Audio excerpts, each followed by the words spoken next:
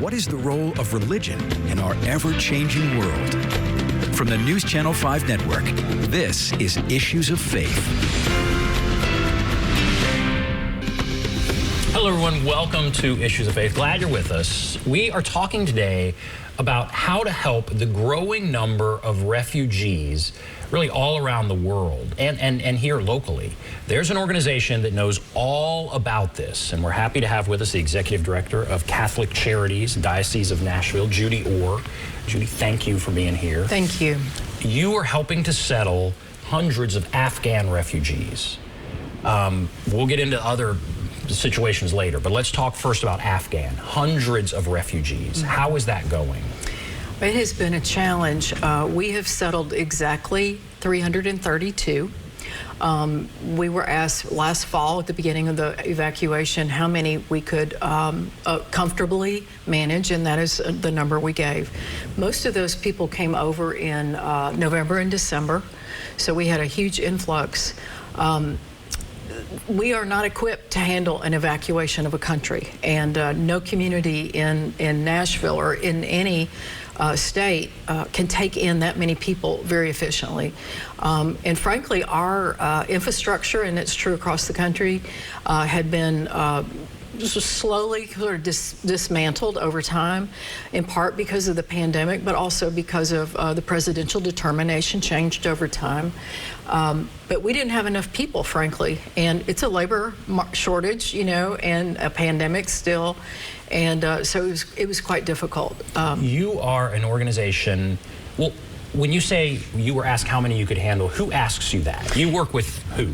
Yeah, so the resettlement network is a global community, and there are 7 entities that work with the federal government, with the Department of State, and it is through that network that refugees who are in the pipeline, which can take many years, 3-4 years or more, from countries all over the world, they interact with these 7 entities, one of whom is the U.S. Conference of Catholic Bishops, USCCB for short, and that is the entity that we work with, that our particular agency works with.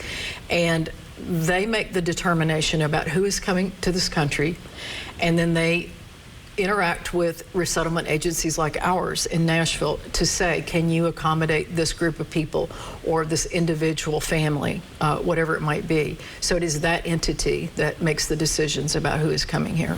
And so you get over 300. And then you don't turn just to Catholic churches, right? You're turning to churches, all denominations. Right. It's all hands on deck. Well, and to be clear, the resettlement process is really prescribed by the 1980 Resettlement Act, a federal legislation, and it prescribes the process by which people are resettled. And it is, so essentially we are a federal contractor, as is every other resettlement agency in the country. So there's no path to resettlement except through this path that I've just described. There are people who come here as immigrants, but that's a different thing from refugee resettlement proper. We then begin this process, prescribed very, carefully about providing housing, medical care, enrolling children in school, providing language instruction, and so on. But again, all of that is codified in contracts that we agree to. Do you turn to churches for help with that? There is no way any resettlement agency can do all the work that every family needs. And so yes, churches of all denominations are wonderful partners in a voluntary process that supplements the work that any resettlement agency does. So we are delighted whenever we hear from a faith community who comes forward to say that they've either raised money, they want to provide material assistance, that they want to be mentors and walk alongside of the families. That's a very, very important part of the resettlement process. So where do you stand right now with the Afghan families? Over 300. Are they all in homes now in Middle Tennessee? How is that process going?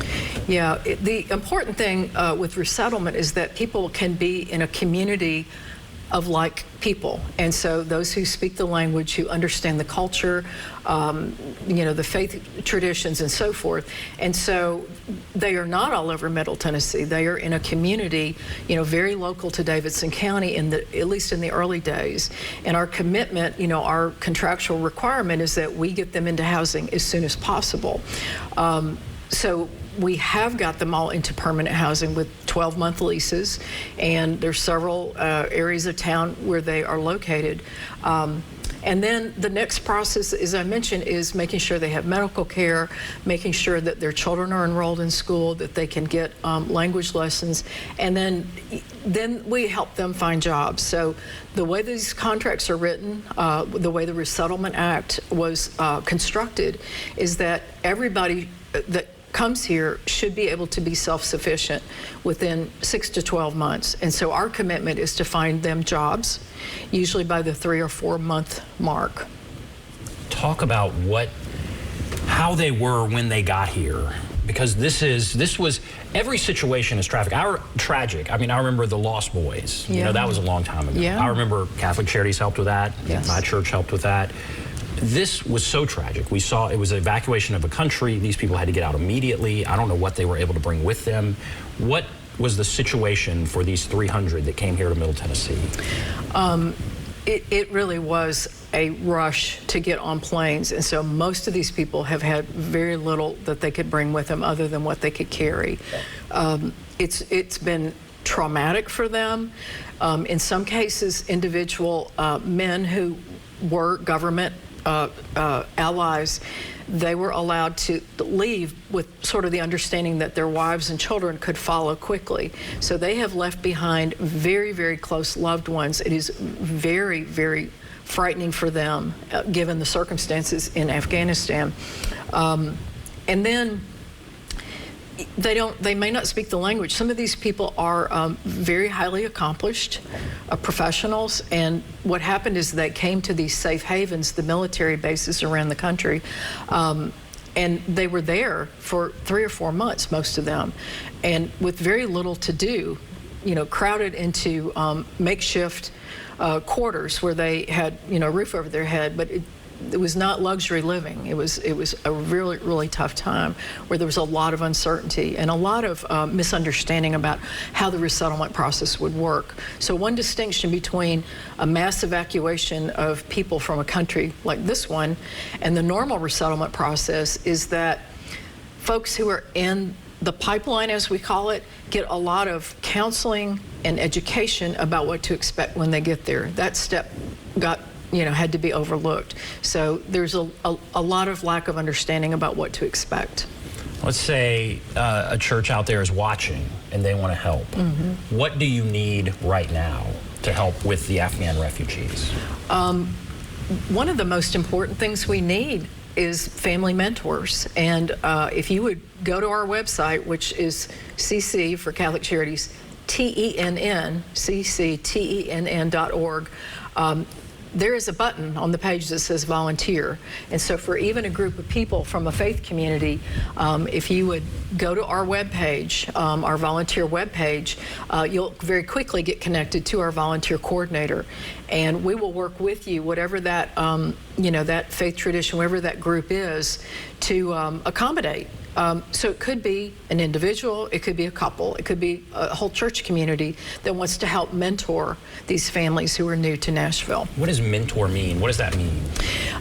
If you were to move to a new neighborhood in another state, the first thing you'd want to do is get to know your neighbors, right? And get the lay of the land. Well, if you don't have a car in Nashville, you're going to be extremely limited. So one of the things that mentor families do for our refugees is to take them to the grocery store and help teach them about how to navigate a grocery store in Middle Tennessee, or a Walmart, or any other thing that a person would need to do when they move to a new community. While we have given them sort of the basics to set up a household, of course they need other things, and it would be nice to have. Some of the monies that they receive through the federal government program, again, are highly prescriptive about what they can and can't do, purchase with their money. So getting more financial support, gives them more options and enables them to buy clothing and shoes and, get other things that they need. And when people hear Catholic Charities, Diocese of Nashville, they might think, well, this is a Catholic thing. And if I'm not Catholic, then, I'll find some other thing. But you don't have to be Catholic. Is Absolutely that right? not. And that is one of the myths that I have to work on all the time. We are not Catholics helping Catholics. In fact, many of the staff I have, of my 145 people, are not Catholic. And frankly, I was surprised when I got to Catholic Charities 3 years ago as the new director to learn that. It is really inspiring, frankly, to me to see so many non-Catholics working for our agency.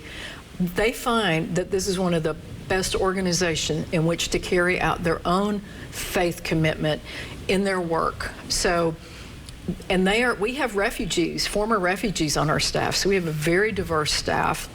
They're extremely compassionate, but indeed, you do not have to be Catholic to help these people. And of course, they're coming from countries that are not necessarily Catholic at all. And so, yeah, and it's really important to understand, too, that Catholic Charities, people assume, is completely funded by the Catholic Church. That is not the case. A very small proportion of our revenue comes from the Diocese of Nashville and the churches here locally.